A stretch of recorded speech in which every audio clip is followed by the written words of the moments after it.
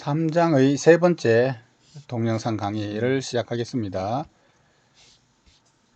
앞에서 데이터 수집의 개념, 데이터 수집의 정의에 대해서 말씀을 드렸고, 2장에서는 이 데이터 수집에 수집되는 데이터의 종류, 데이터의 분류에 대해서 말씀을 드리겠습니다. 그 데이터의 종류에 따라서 데이터 수집의 고려사항, 수집 방법이 달라질 수 있기 때문에 데이터 수집할 데이터들을 분류하는 것에 대해서 설명드리겠습니다. 수집할 데이터들을 지금 우리 책에서는 세 가지 방법으로, 세 가지 종류로 이 수집되는 데이터의 종류를 분류를 했습니다. 우선 이 수집하는 데이터가 저장되고 관리되는 표현되는 데이터의 형태에 따라서 정령 데이터냐, 반정령 데이터냐, 비정령 데이터냐 분류할 수 있습니다. 그래서 이 세 가지 종류의 형태에 따른 분류와 고려사항에 대해서 말씀을 드리고, 그 다음 수집되는 데이터의 저장 위치에 따른 분류, 그 데이터가 내부에 있느냐 외부에 있느냐라고 하는 위치에 따른 분류에 대해서 말씀을 드리고, 그 다음 그 데이터를 누가 만들었느냐, 그 데이터의 원천이 누구냐, 그 원천 데이터를 만든 사람이 누구냐에 따라서 분류를 해볼 수 있습니다. 그래서 이 세 가지의 서로 다른 분류 기준에 따른 데이터의 종류에 대해서 말씀을 드리겠습니다. 자, 우선 데이터 종류 중에서 정형 데이터가 있습니다. 영어로는 formatted data라고 부르기도 하고, 혹은 여기 있는 것처럼 structured data라고 부릅니다. 둘 다 같은 뜻인데 포맷을 가지고 있느냐, 스트럭처, 구조를 가지고 있느냐 라고 하는 이제 그런 의미로 structured data, formatted data라고 합니다. 형태가 정해져 있다라고 하는 거죠. 형태가 정해져 있는 데이터, 이런 데이터를 정령 데이터라고 부릅니다. 밑에 그림부터 일단 먼저 보시면, 이 그림에서 보시는 것처럼 우리가 데이터를 표현할 때 이런 표 형태로 데이터를 많이 표현하죠. 이 표가 여러 개의 열로 이루어져 있고, 그 표에 열에 제목이 있죠. 예를 들어서 뭐 학번이라든가 이름이라든가 나이라든가 이 표의 제목이 있고, 이 제목이 바로 표의 틀 형태죠. 이것을 스키마 이렇게 부릅니다. 이 스키마라고 하는 것은 우리말로 틀이나 형태, 이렇게 생각하시면 되겠습니다. 그럼 실제 데이터는 그 틀 형태, 열에 맞춰서 그 데이터가 하나씩 행으로 이렇게 존재하죠. 이렇게 어떤 틀에 맞춰서 어떤 일정한 컬럼, 틀에 맞춘 표의 데이터가 만들어져 있는 이런 형태를 정형 데이터다 이렇게 얘기합니다. 보통 이제 데이터베이스가 이런 이제 정형적인 형태의 데이터, 테이블 모양으로 되어 있는 이런 형태의 데이터를 주로 다루는 것이 데이터베이스인데, 이게 테이블 형태로 생긴 이런 형태의 데이터를 정형 데이터라고 합니다. 미리 정해져 있는 개수의 컬럼에 행으로 데이터가 쭉 오는 이런 데이터의 모임, 마치 하나의 표와 같이 생긴 이런 데이터의 모임, 이게 정형 데이터죠. 그래서 이 정형 데이터는 미리 정해진 행과 열이 있어서, 이 열을 보통 이제 속성이라고 그러죠. 그 데이터의 속성, 그 열의 속성의 값대로 쭉 행이 이루어져 있는, 마치 우리 엑셀과 같은 그런 엑셀과 같은 걸 스프레드시트라고 그런다고 그러죠. 엑셀의 격자 모양으로 되어 있는 그런 표처럼 되어 있는 이런 형태, 이게 정형 데이터입니다. 이 정형 데이터는 정해져 있는 스키마를 가지고 있습니다. 이 스키마라고 하는 것은 뭐 특별한 용어가 아니고, 스킴의 복수 스키마인데, 어떤 정해져 있는 틀을 가지고 있다. 이 틀이라고 하는 형식, 틀이라고 하는 단어가 스키마입니다. 그래서 이 틀 안에, 표의 제목 부분 안에 데이터가 온다. 이 데이터를 다루는 것이 보통 이제 데이터베이스라고 그러고, 그 데이터베이스 소프트웨어를 DBMS라고 하죠. 그래서 이 DBMS에 의해서 보통 이제 관리됩니다. 이게 정령 데이터입니다. 반정령 데이터라고 하는 것은 밑에 예제부터 먼저 보시면 HTML이나 XML이나 이런 것들이 데이터를 표현할 때, 하나의 웹페이지나 XML 문서를 표현할 때 태그를 가질 수 있습니다. 그래서 이게 뭐해서 헤드가 뭐다 이렇게 정보가 오고, 그 다음에 또 뭐 예를 들어서 author가 누구다 이렇게 정보가 오고, 이런 식으로 이 태그를 이용해 가지고 이 안에 들어있는 정보의 포맷을 어느 정도 줄 수 있는 이런 형태. 그렇지만 웹페이지 문서들마다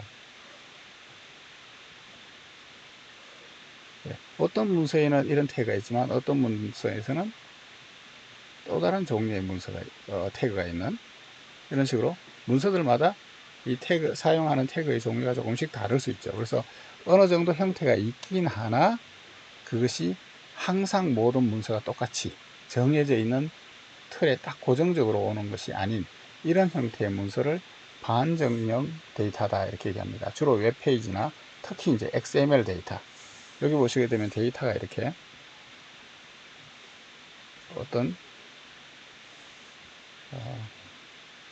형태로 값이 이렇게 있는데, 이 값들이 어떻게 생겼는가 라고 하는 것을 정의해주는 태그들이 사용되어서 이 태그에 맞춰서 정보가 오고, 이 태그를 다르게 하게 되면 다르게 데이터를 표시할 수 있는, 어느 정도 형태와 자유로움이 이제 섞여 있는 이런 형태를 반정령 데이터, 반쯤 형태를 가지고 있다 이런 뜻이죠. 세미 스트럭처드 데이터, 데이터 내부에 어느 정도의 형태에 해당하는 이 스키마를 메타데이터로 가지고 있습니다. 가지고 있는데 일반적으로 이런 것들이 각각 하나하나의 파일, 문서를 저장하는 파일 형태로 되어 있고, 그 안에 메타데이터를 태그로 이렇게 가지고 있는 이런 형식. 그래서 데이터 내부에 태그가 있으니까 데이터 구조를 우리가 파악할 수 있는 메타데이터가 포함되어 있습니다. 앞에 것보다는 조금 더 자유로운 형식이지만, 그래서 보통 이제 여기에 들어있는 이 문서에 들어있는 데이터를 가지고 올 때는 여기 있는 메타데이터의 구조를 보고 이 안에 들어있는 데이터를 이제 파싱한다고 부릅니다.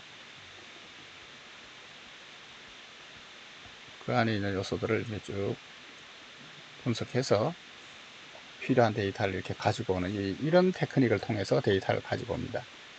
파싱 규칙으로 그 메타데이터를 이용해서 파싱 기법을 통해서 데이터를 가지고 오는 이런 형태로 데이터를 가지고 올 수 있는 이런 형태를 반정령 데이터라고 하고, 그 반정령 데이터의 예로는 웹페이지, HTML과 같은 웹페이지라든가 혹은 이제 XML이라든가, 그 다음에 또 JSON이라고 하는 그런 이제 형태의 그 문서들을 또 서로 데이터를 주고받는데 많이 사용을 하는데, 이런 것들이 반정령 데이터다 이렇게 할 수 있습니다. 이런 XML이나 JSON은 오픈 API라고 해서, 이 API는 어디 접속할 수 있는 어떤 그 인터페이스 라이브러리 함수를 API라고 보통 부르는데, 그런 라이브러리 파싱해서 데이터를 가지고 올 수 있는 이런 라이브러리 함수들이 정의되어 있는 게 있습니다. 이것을 이용해서 반정령 데이터들을 이 라이브러리 함수를 불러서 데이터를 가지고 오는 이런 방식으로 반정령 데이터를 가져올 수 있습니다. 비정령 데이터는 형태가 없다라고 하는 겁니다. 그죠? 형태가 없다. 정해져 있는 형태가 없다. 영어로는 unstructured data 이렇게 되어 있습니다. 이거는 이제 데이터가 예를 들어서 하나의 문서라고 치면 이 하나의 문서, 또 다른 문서, 또 다른 문서, 이 문서는 정해져 있는 양식이 없이 자유롭게 자기 의견이나 글들을 쓸 수가 있습니다. 그래서 데이터가 표처럼 데이터의 집합으로 주어져 있는 것이 아니고, 아까 반정령 데이터의 경우에도 태그 형식으로 메타데이터가 있긴 하고, 그 한 문서에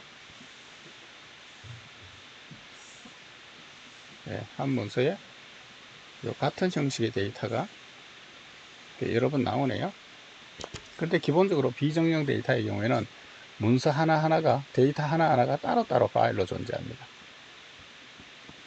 데이터 세트, 데이터 집합이 아닌 하나하나가 따로따로 존재하는 이런 형태고, 주로 텍스트, 문서 형태로 존재합니다. 주로 텍스트 파일 하나하나 각각 이런 형태로 데이터가 존재합니다. 혹은 어떤 사진 한 장 한 장, 사진이 이미지 파일이 따로따로 존재하죠. 혹은 동영상 파일과 같이 이런 형태로, 이런 형태의 데이터를 멀티미디어 데이터라고 합니다. 데이터의 미디어가, 매체가 여러 개라는 뜻이죠. 텍스트를 만드는 매체와 사진을 만드는 매체와 동영상을 만드는 매체가 다르죠. 그래서 이것을 여러 매체에서 만들어진다라고 해서 멀티미디어 데이터, 이런 멀티미디어 데이터들이 주로 비정령 데이터입니다. 웹페이지 같은 것들도 HTML 안에 태그가 들어있기 때문에 반정령 데이터로 분류할 수도 있고요. 이런 그 태그를 이용하지 않고 그냥 하나의 텍스트라고 본다. 그래서 그 텍스트를 분석하는 텍스트 마이닝의 입력 어떤 인풋 텍스트 파일로 본다. 이렇게 할 경우에는 이 웹페이지도 비정령 데이터다. 이렇게 분류할 수도 있겠습니다. 자, 이 비정령 데이터에 의해서는 텍스트로 이루어져 있는 하나의 문서, 또는 하나의 동영상, 또는 하나의 사진 파일, 소셜 미디어의 텍스트, 이런 각각들을 비정령 데이터다 이렇게 얘기합니다. 자, 지금껏 데이터가 어떤 형태로 있느냐, 데이터의 형태에 대해서 말씀드렸는데, 자, 어떤 형태로 있느냐에 따라서 어떤 수집 방법을 쓸 수 있느냐, 그리고 이걸 수집하는 어떤 아키텍처 시스템을 구성하는 것이 얼마나 쉬우냐, 복잡하냐, 어려우냐 하는 것을 이제 데이터 형태에 따라서 한번 분류를 해봤습니다.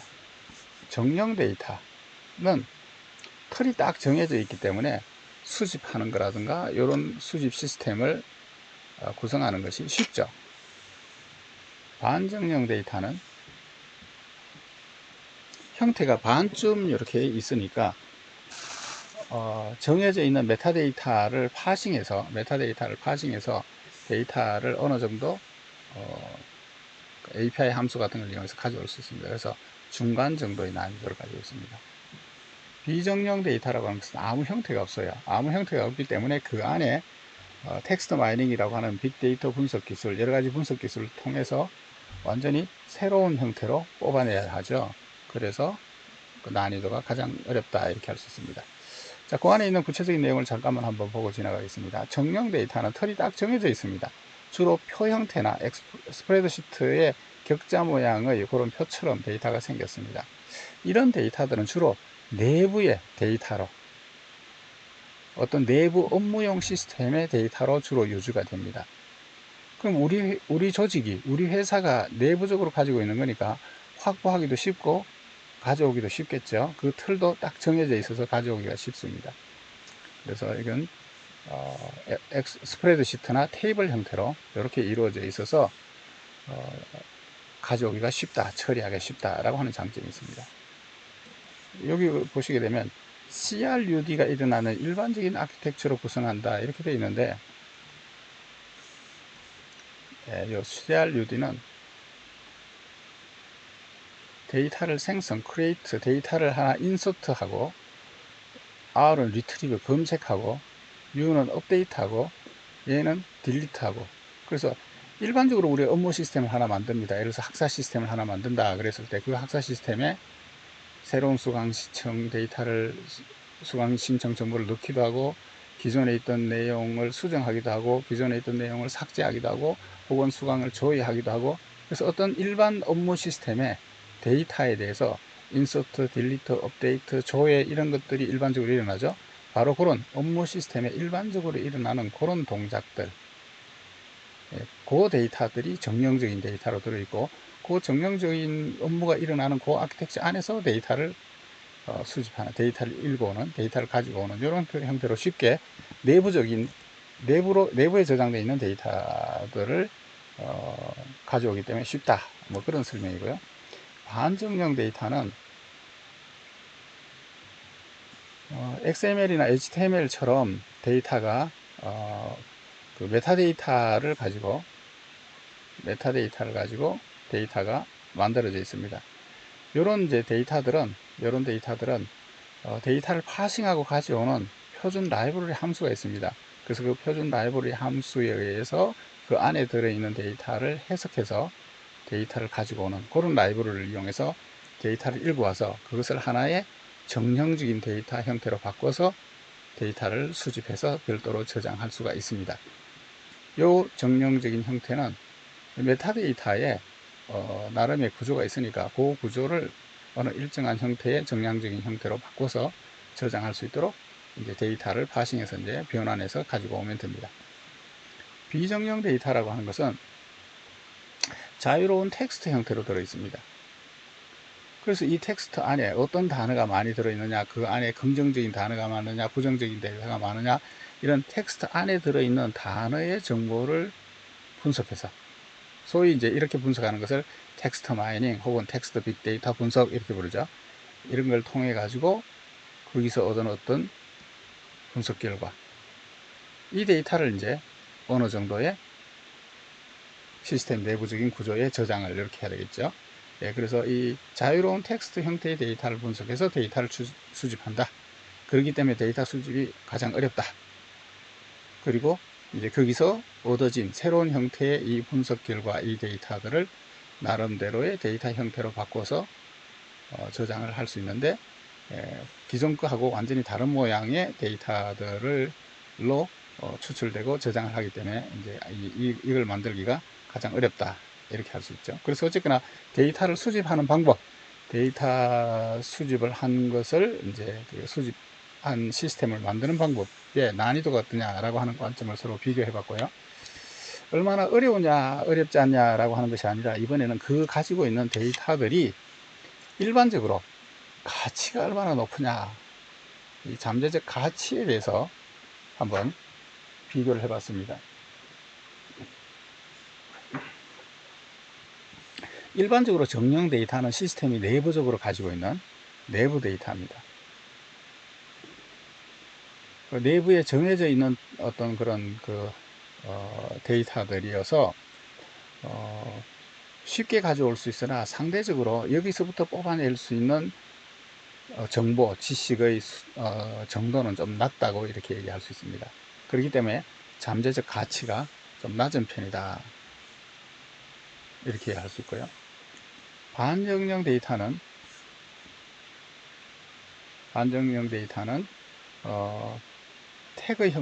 태그를 사용한 이런 XML 문서나 HTML 문서처럼 어느 정도 이 문서를 생성하는 사람들이 자기 나름대로의 필요한 정보들을 표현을 해놨습니다. 여기서부터 이 메타데이터로부터 데이터를 추출할 수 있기 때문에 이 사람들이 작성해 놓은 주관적인 이런 정보들로부터 정보를 추출할 수 있고 수집을 할 수 있어서 잠재적 가치, 활용할 수 있는 이 가치가 정령적 데이터보다는 높다, 이렇게 얘기할 수가 있습니다.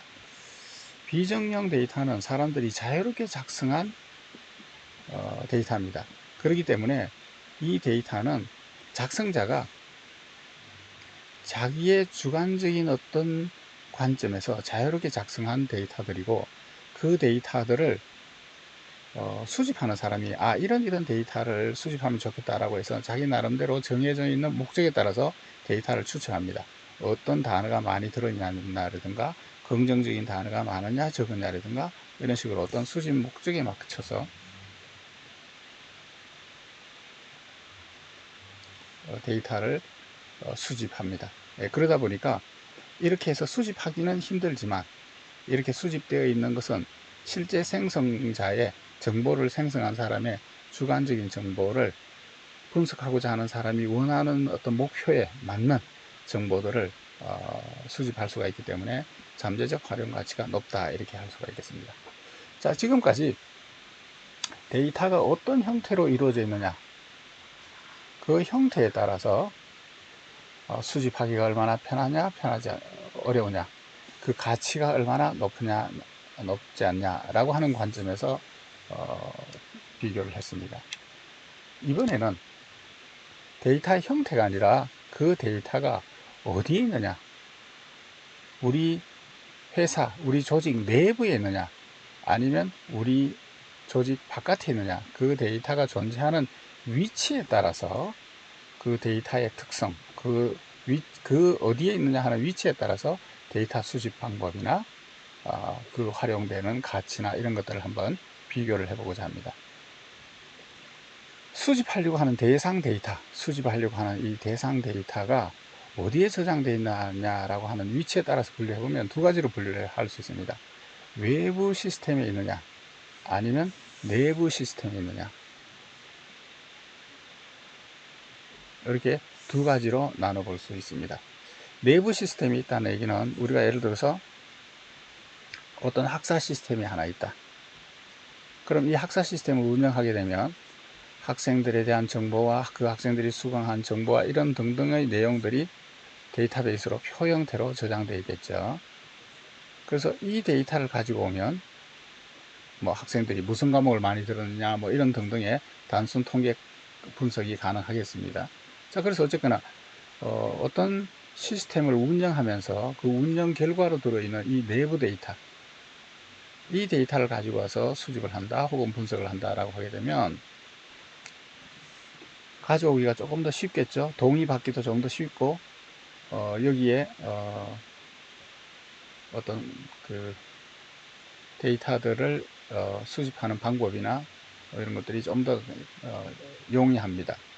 그게 아니고 우리 학교에서, 우리 학사 시스템에서 과연 우리 대학교를 학부모들이 혹은 입학 그 지원자들이 우리 학교에 대해서 어떤 인상을 가지고 있느냐, 좋은 인상을 가지고 있느냐, 안 좋은 인상을 가지고 있느냐, 혹은 우리 학교에 대해서 긍정적인 부분은 무엇이고 부정적인 부분은 무엇이고 이런 의견을 알고 싶다. 그런 의견을 나눠서 우리 입시 제도를 한번 개선해 보고 싶다. 그러면 그 사람들의 의견은 SNS라든가 혹은 학부모 무슨 사이트라든가 이런 다른 곳에서 사람들이 막 의견을 주고받은 거죠. 이 데이터를 가지고 와서 분석해서 우리 학교에 대한 평판을 파악하고 거기에 대해서 입시 시스템을 개선해 보겠다 라고 하게 되면 이 데이터는 외부에 있는 데이터죠. 그래서 데이터가 내부에 있는 데이터를 수집하느냐 외부에 있는 데이터를 수집하느냐에 따라서 한번 분류를 해 봤습니다. 실시간 처리 시스템이라고 하는 것이 있는데 이 실시간 처리 시스템은 쉽게 얘기하면 어떤 뭐 공장의 기계라든가 혹은 어떤 다른 기계 장치의 센서를 통해 가지고 센서로부터 이렇게 수집되는 이런 수집되고 이걸 이제 제어하고 이런 것들을 이제 보통 실시간 시스템이다 이렇게 얘기할 수 있습니다. 이런 것들은 데이터가 어디 저장되어 있느냐라고 하는 것이 아니라 센서로부터 데이터가 수집될 때 그 대상되는 센싱되는 수집되는 그 대상 데이터가 어디냐, 저장되는 위치가 아니라 데이터가 발생하는 위치가 어디냐에 따라서 내부에서 발생하느냐 외부에서 발생하느냐 이렇게 나눠 볼 수도 있습니다. 그래서 어쨌거나 데이터가 외부에 있느냐 내부에 있느냐 가지고 분류를 해 볼 수 있습니다.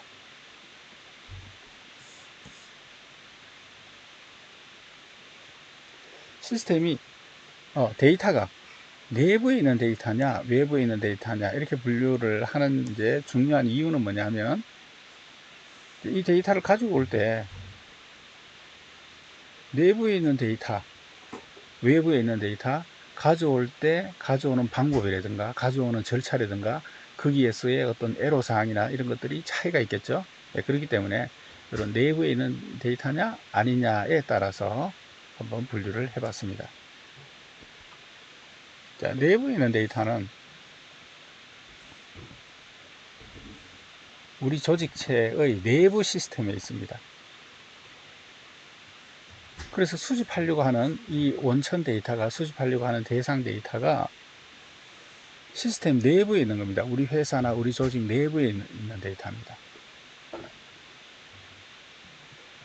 자, 이렇게 내부에 있기 때문에 데이터를 가지고 오는데 필요한 어떤 협약이라든가 협조라든가 거기에 따라서 어떤 협의나 의사소통이나 이런 것들이 좀 더 원활하겠죠. 밖에 있으면 이제 이런 어떤 협조나 협약이나 의사소통이 조금 더 복잡해지겠죠.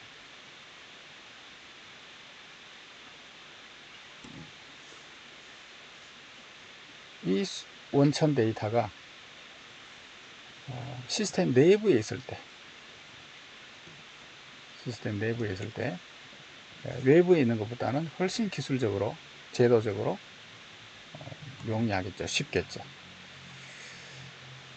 그 다음에 데이터를 수집하는 주기라든가 얼마나 자주 할 것이냐, 얼마나 어떤 방법으로 가져올 것이냐 라고 하는 것도 협조가 좀 더 쉽고, 이것을 이제 내부에서 협조를 받으면 되기 때문에 자주 가져오는 거에 대해서도 부담이 적겠죠. 외부에서 가지고 온다고 치면 받는다 하더라도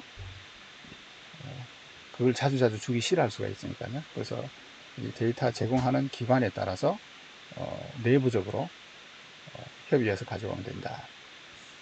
수집을 하는데 성공 가능성, 이것도 굉장히 높죠. 만약에 실패하면 그게 왜 실패했느냐, 뭐 내부적으로 무슨 데이터 포맷이나 이런 데 문제가 있어 했냐라고 하는 걸 쉽게 파악해서 다시 재시도하면 되기 때문에 데이터 수집의 성공 가능성도 높을 수 있습니다.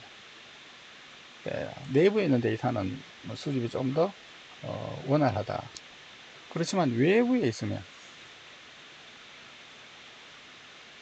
내가 어떤 걸 분석하고 싶은데 이 분석에 사용할 데이터가 우리가 이미 가지고 있거나 내부적인 데이터가 아니라 외부의 사이트나 SNS나 이런 데 존재하는 것들을 가지고 와서 분석을 해야 된다. 그러면 이 가지고 오는데 조금 더 어렵겠죠. 수집하려고 하는 이 원천 데이터가 시스템의 외부에 있다.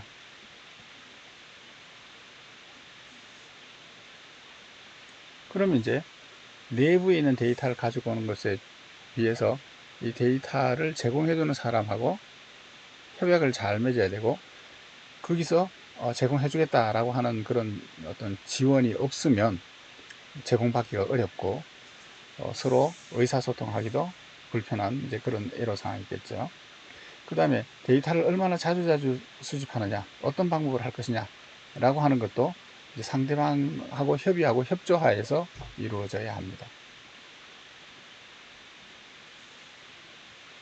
이런 이제 외부 데이터를 가지고 오는 이런 인터페이스 방법은 어떤 데이터를 가지고 올 것이냐라고 하는 이 수집 항목을 잘 결정한 다음에 이 데이터 수집 시스템을 만들어서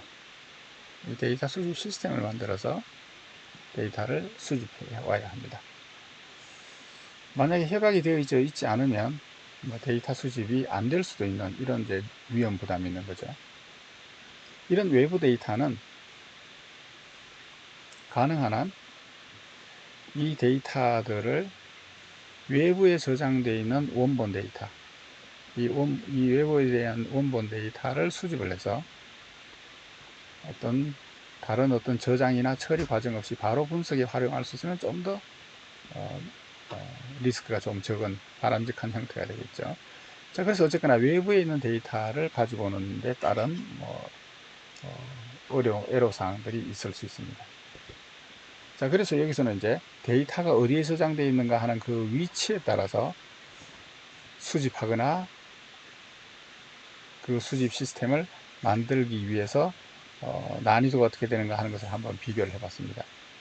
내부 데이터는 시스템이 내부에 있잖아요. 내부에 있기 때문에 아무래도 협조가 좀 더 원활하고 시스템을 접속하기가 쉽겠죠. 그리고 대부분 정령적인 데이터로 들어있어서 이런 수집 시스템의 아키텍처를 구성하기가 좀 더 쉽습니다. 그렇기 때문에 난이도가 낮다 이렇게 할 수가 있고요. 외부에 있는 데이터는 외부에 있는 기관이 가지고 있는 데이터를 협조에 의해서 가져와야 하고, 또 가지고 올 때 그대로 복사할 수 있는 것이 아니라 어떤 수집 시스템을 만들어서 변환을 통해서 가져와야 되고 하니까 이 수집 시스템 만들기가 어렵겠죠. 그래서 이 외부 데이터는 의사소통도 어렵고 따라서 수집이 어렵다. 그 다음에 이 데이터들이 대부분 비정형 데이터나 반정형 데이터로 들어있는 경우가 많습니다.